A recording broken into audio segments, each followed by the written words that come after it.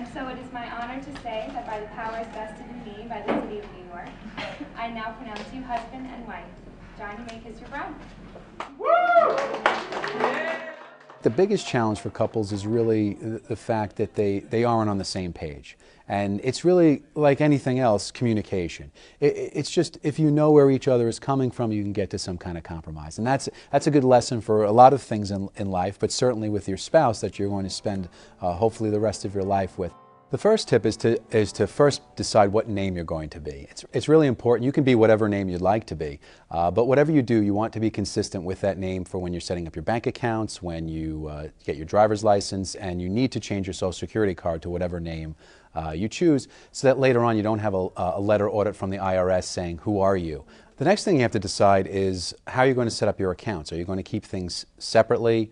Are you going to merge everything, or are you going to do some combination of the two? It's really what works best for the couple and having that conversation. What I like about having two smaller separate accounts and then everything ultimately joint is that if you do ever want to do something nice for your spouse, you don't have to ask them for everything and they don't have to see anything. You can keep some of the surprise in saving up a little bit on the side.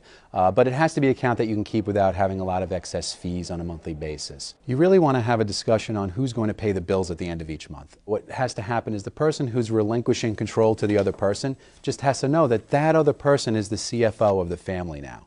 And they ultimately have the final decision on those money issues. You can't just hand them the paycheck and then make demands. Next, what you want to do is very soon after you're married, and perhaps before you get together, you want to talk about beneficiaries. You want to go through your old retirement plans and pensions you may have had at a former job, your life insurance, at your group through your employer, or perhaps on your own.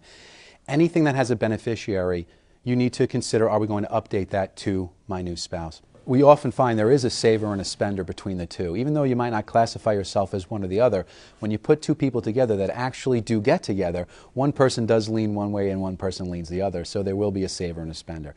I think it actually works better than having two of the same, because two spenders does not work. Two savers you could say would work, although you might argue whether or not they're really enjoying some of the money that they have.